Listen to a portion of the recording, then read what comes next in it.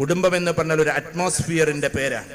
ആ അന്തരീക്ഷത്തിന് വിശുദ്ധ ഖുർആനിൽ വീടിന് സാധാരണയായി 3 പദങ്ങളാണ് ഉപയോഗിച്ചിട്ടുള്ളത്. പിന്നെ ഒരുപാട് ഹുജറാത്തൊക്കെ റൂമ് എന്നൊക്കെ പറഞ്ഞിട്ടുണ്ടെങ്കിലും വീടിന് ദാറ് എന്ന്, ബൈത്ത് എന്ന്, മസ്കൻ എന്ന് 3 പ്രയോഗ സാധാരണ ഉപയോഗിക്കുക.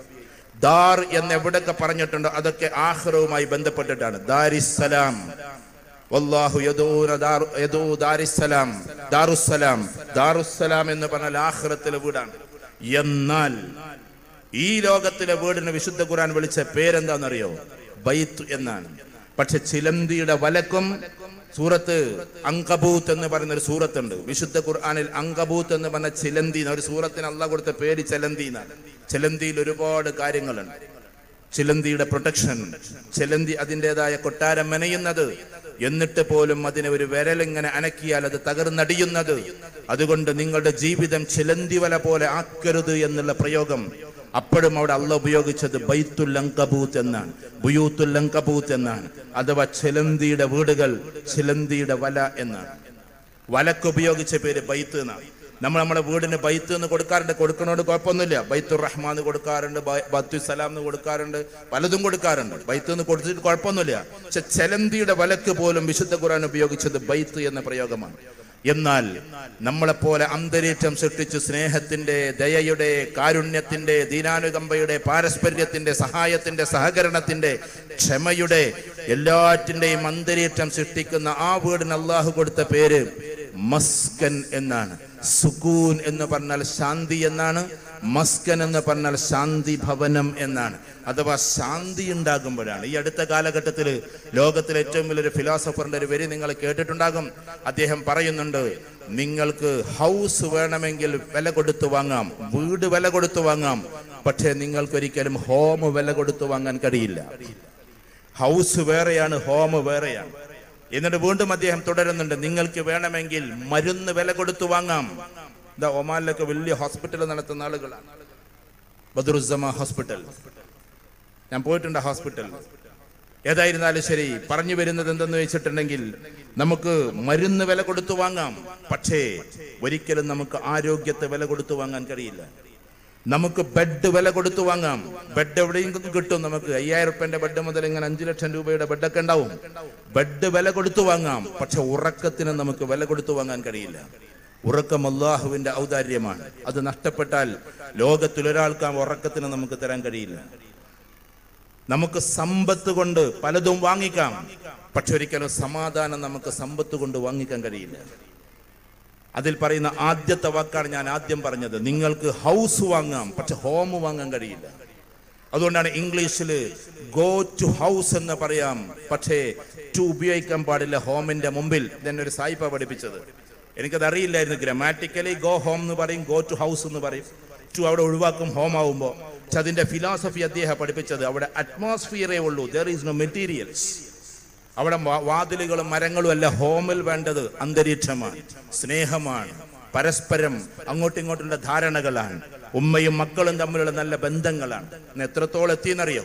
കുടുംബസംഗമത്തില് ശരിക്കത് പറയേണ്ടതല്ലെങ്കിൽ പോലും ഇന്നത്തെ കാലഘട്ടത്തിനൊന്ന് പറയാം. മക്കൾ റിബലായി മാറിക്കൊണ്ടിരിക്കുന്നു. ഈ കുടുംബത്തിൽ ഉണ്ടാകില്ല നാട്ടുകല്ലിങ്ങൽ കുടുംബത്തിൽ ഇല്ലാതിരിക്കട്ടെ. മക്കൾ റിബലായി. എപ്പോഴും റിബലാകുന്നത് എപ്പോഴാ?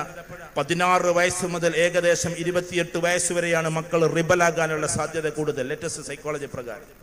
ആ സമയത്ത് ഫ്രണ്ട്സിനെയാണ് കൂടുതൽ താല്പര്യം. അതുകൊണ്ട് ഫ്രണ്ട്സിനെങ്ങാനും എതിര് നമ്മൾ പറഞ്ഞാൽ അവർ ഫ്രണ്ട്സുകളുടെ കൂടെ ഉണ്ടാകും. ഈ ഫ്രണ്ട്സിനെ അവർ ചങ്ക് ബ്രോസ് എന്നാ വിളിക്കുക. ഫ്രണ്ട്സിനെ പറ്റി മാതാക്കൾ എന്തെങ്കിലും പറഞ്ഞാൽ മാതാവിനെ തള്ളേ എന്ന് വരെ വിളിക്കാൻ അവൻ തയ്യാറാണ്, പോ തള്ളേ എന്ന് വരെ പറയാൻ അവൻ തയ്യാറാണ്. ഈ സമയത്താണ് നമ്മുടെ കുട്ടികൾ ഡീവിയേറ്റ് ചെയ്യാനുള്ള സാധ്യത. അതിന് 2 കാരണങ്ങൾ. ഒന്ന്, ഇന്നത്തെ കാലഘട്ടത്തിലെ നിയോ ലിബറലിസമാണ്. നമ്മൾ അറിയാതെ അതിലേക്ക് പോയിരിക്കുന്നു. നിയോ ലിബറലിസം എന്ന് പറഞ്ഞിട്ടുണ്ടെങ്കിൽ എന്താണ്? ആധുനിക കാലഘട്ടത്തിൽ എല്ലാം കുഴപ്പമൊന്നുമില്ല എന്നുള്ള ധാരണയാണ്. ആ കുഴപ്പമൊന്നുള്ള ഇല്ല എന്ന ധാരണയിൽ വരുമ്പോ കുട്ടികൾ പ്രശ്നമില്ല. ഞാൻ ഈ ക്രിസ്മസ് ഡേയുടെ അന്ന് ഒരു പരിപാടിക്ക് വേണ്ടിയിട്ട് പോവാണ് കണ്ണൂരിന്റെ ഭാഗത്തേക്ക്. അങ്ങനെ പോകുന്ന സമയത്ത് ഒരു 5-6 ക്യാമ്പസ്, അന്ന് സൺഡേ ആണ്, ക്രിസ്മസ് ആണ്, ഒക്കെയാണ്. പക്ഷെ 5-6 ക്യാമ്പസുകൾ കടന്നിട്ട് വേണം നമുക്ക് പോവാൻ. പ്രശസ്തമായ 2-3 ക്യാമ്പസുകൾ പ്രത്യേകിച്ചും. ആൺകുട്ടികളും പെൺകുട്ടികളും എല്ലാവരും കൂടി എന്തൊക്കെയോ കാട്ടിക്കൂട്ടുന്നുണ്ട്. Because it is celebration. Celebration. ഞാൻ ക്രിസ്മസിനെ കുറ്റപ്പെടുത്തല്ല, അതൊരു വിശ്വാസ പ്രമാണമാണ്, ഒരു കൂട്ടരുടെ ആചാരമാണ്, ലോകത്തിലൊന്നാകെ ആചരിക്കപ്പെടുന്നതാണ്. പക്ഷെ സെലിബ്രേഷന്റെ ഡേയിൽ പല കോലത്തിലാണ്. സെലിബ്രേഷനാണ് നമ്മളെ തകരാറിലാക്കുന്നത്. കല്യാണത്തിന്റെ തലേ ദിവസത്തെ കല്യാണം അത് നമ്മളൊരു പക്ഷേ വേറെ കോലത്തിലേക്ക് കൊണ്ടുപോകാം, എല്ലാരെയും അല്ല, ചിലരെയെങ്കിലും. കാരണം 12 മണിക്കും 1 മണിക്കും ഒന്നും തിരിച്ചു വരുന്നത് ഒരു പ്രശ്നമേ അല്ല. കൊറോണയ്ക്ക് ശേഷം മൊബൈല് സാർവത്രികമായി ചെറിയ കുട്ടികൾക്ക് വരെ കിട്ടാൻ തുടങ്ങി.